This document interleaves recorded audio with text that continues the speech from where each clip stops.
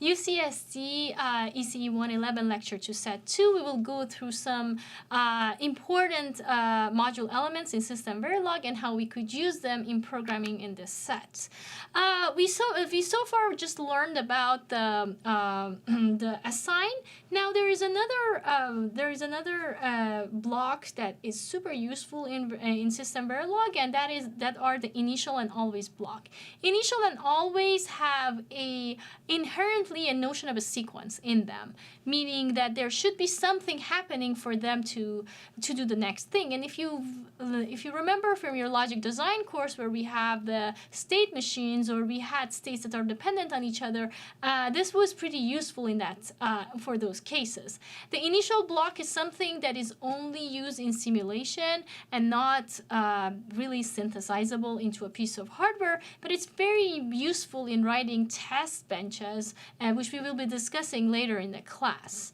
The always block is also continuously executed as long as its sensitivity list is satisfied, meaning that there is something that needs to occur before the things inside the always block are run.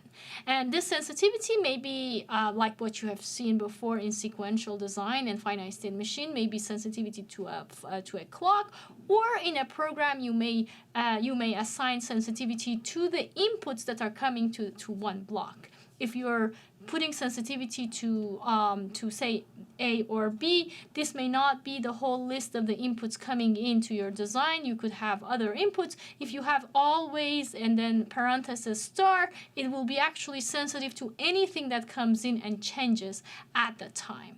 And then, there are two other constructs that are pretty useful in defining blocks of logic within the modules, and those are the begin and end, which are equivalent to curly braces in C. So the sensitivity list and begin and end is just making sure that block inside those curly brace-like constructs, which are begin and end here, are satisfied. In this case, we just have a simple XOR, which doesn't really need the begin and end, but we just put that for demonstration purposes. So if you remember from the previous lecture, assign statement is always also executed. So if you're writing combinational logic, for example, output is just the XOR of A and B, we could write it with assign like we've shown in the previous set, but we could also write it as always star sensitivity, which makes sure that anything changes in the input, it continually changes the output. The Verilog has different options for variable. You could define variable as a wire, and when you define a wire, what it means is that you're connecting components together, and all the variables, including the I/O ports, are by default wires.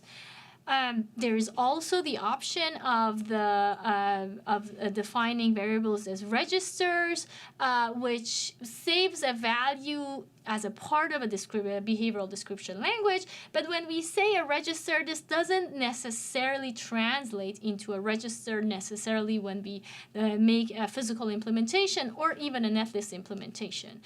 Because remember, the software is optimizing things before it maps things to a netlist or to a physical design.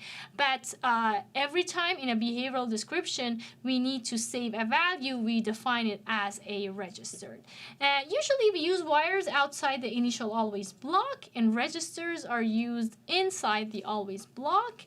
And if we go back to the previous example, you see it here. So here the output is registered because we are inside the always block in this particular case, and here the output is just a wire because we are just having a combinational part that is a piece of wire.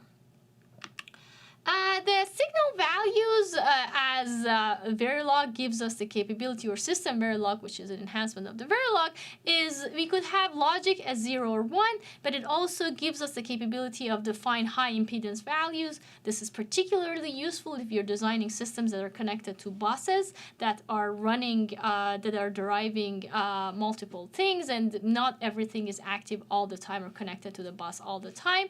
And in the behavioral description, there is another very useful value that we can define, and that's a don't care. So X value is only something that we define in the behavioral description, but this is not going to be translated to a physical value. In reality, every time we say a X, we say we don't care what it will be in real life, and once the synthesis is done and a piece of hardware is generated, it's going to translate it to a 0 or 1 itself. There is no value called X in the physical world. The variables could be defined as bits or vectors of bits. Here, we see a wire which is, has 4 bits on it.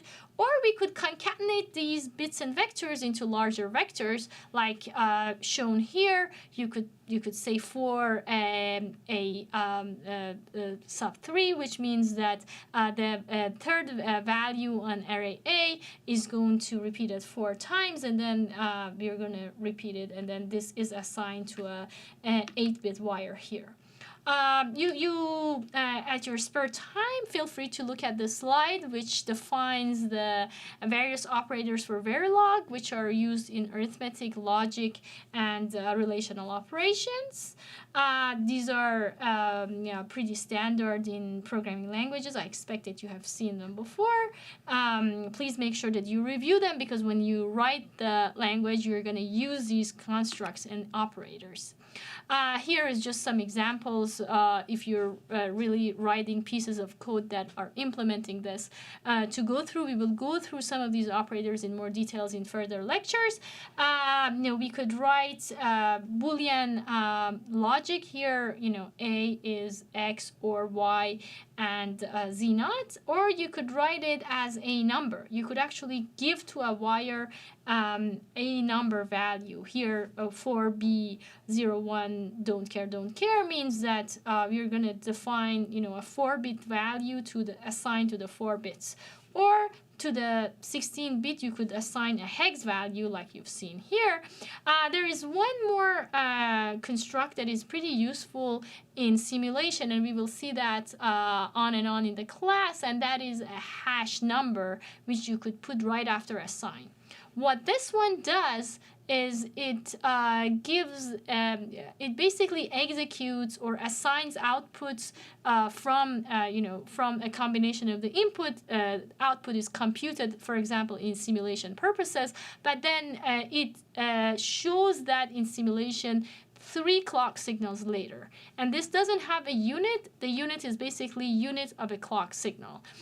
This is pretty useful in simulation. The hash 3 doesn't mean anything in the physical implementation. It is not at all used. It's going to be ignored if you give that piece of code for actual physical implementation. But this is useful in simulation because it will help us simulate timing as we design our circuits. The next set is going to be describing module instantiation with some further examples for that.